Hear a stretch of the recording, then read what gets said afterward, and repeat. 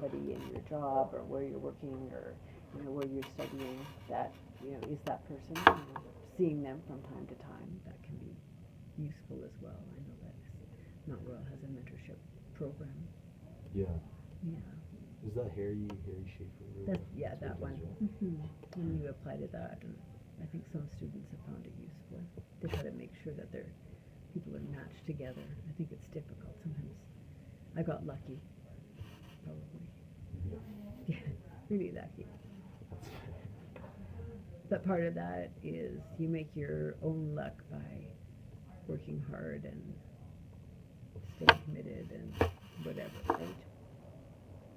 Sometimes you find yourself in the right time in the right place because you have earned the opportunity to be there, and then you continue to work hard. Could you repeat that last part? I mean, in terms of the opportunity to teach music, I, you know, earned the opportunity to teach by the age 14 because I had done 11 years of practicing, often 6 hours a day. And when you're 12 and practicing for 6 hours a day, that's a lot of time. So, right? So I earned that professionalism in music by just hard work over a 10-year period. I was 3 or 4 when I first started my music lessons, and I just was focused on doing well. And I love doing it, but I spent a lot of time at it. Did you have any fun? Yeah. Did you have any fun with friends or something? Yeah, I did. 6 hours is fun. But I get up at 5 every morning. Oh, okay. And I go to bed at 11, and nothing has changed. I don't sleep. Like 6 hours. I can sleep when I'm dead. Yeah, that's true. That's fair. Yeah. Sleep when you're dead a lot. Yeah, so I never did waste time. So I was still part of the theater group and sports and all sorts of other things, but music was also something. So it's easy to get 6 hours in if you get up at 5. School didn't start till 8:30, so I can get 2 hours music practicing before I even went to school. Huh. Let me guess. It was, cello. No, piano. Oh, okay. I taught piano and organ. Yep. And what we did in the teaching was, because I'd always gone to the conservatory, but I was also teaching modern music as well. Yeah. So this woman, Sharon, she believed that people should be encouraged just to play by ear and not have to rely on the music. So our lessons were half an hour of let's learn the theory and the music and being able to read music and what is behind that music.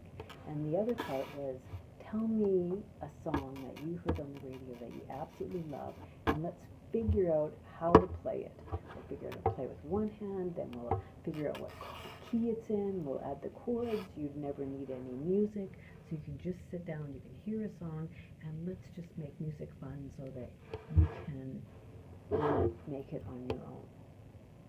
Wow. So that was her innovative kind of way to make kids really enjoy being there, and also to take that theory and show how it could be applied. Right? Wow. That makes me want to call your music teacher and like, hey, I'm on piano now. Yeah, she's almost dead. Anyway, but that's so, I like that ability to integrate the theory and doing something fun, right? And I didn't have that in my early music education, but I could see that it was a huge difference. Yeah. Have a time check? Yeah, it's 4:35. We got 5 minutes, and I probably should tootle off. Okay, the one last question. If you could talk to the 21-year-old Wendelin Fraser, what would you tell her? Or, advice?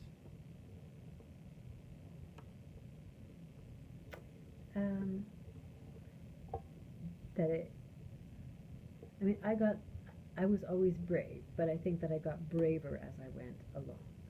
So I was never afraid to change my path and pack my suitcase and move to another city and so on. But at probably 20, I was more nervous about changes. But I always think if you're going in the wrong direction, you just figure out which direction you need to go to and change it and move forward.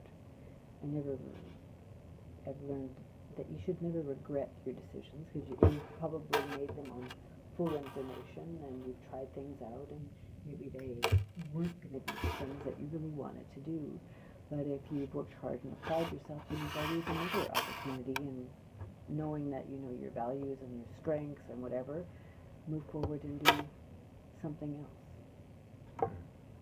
The path is always up. It just kind of moves around. Just like any business or entrepreneur, you know, it's not a straight line. It's higgledy-piggledy over and over, but eventually it's always going to move in the direction that you want to if you're true to your values, working hard, trying to be a good person. If you're focusing on what is the legacy that you want to leave behind, what does the world need from you? And if you can tell me quickly, what is it? Your legacy. Well, I think you have to add them up. You know, for 6 years I taught music, right? I paid for my university education by teaching music. There's a lot of students that I taught in the 70s that still are in contact with me. When I was at the University of Winnipeg, we renovated new. I think I told you before when I worked on the Art Space project and we brought 14 different arts organizations together.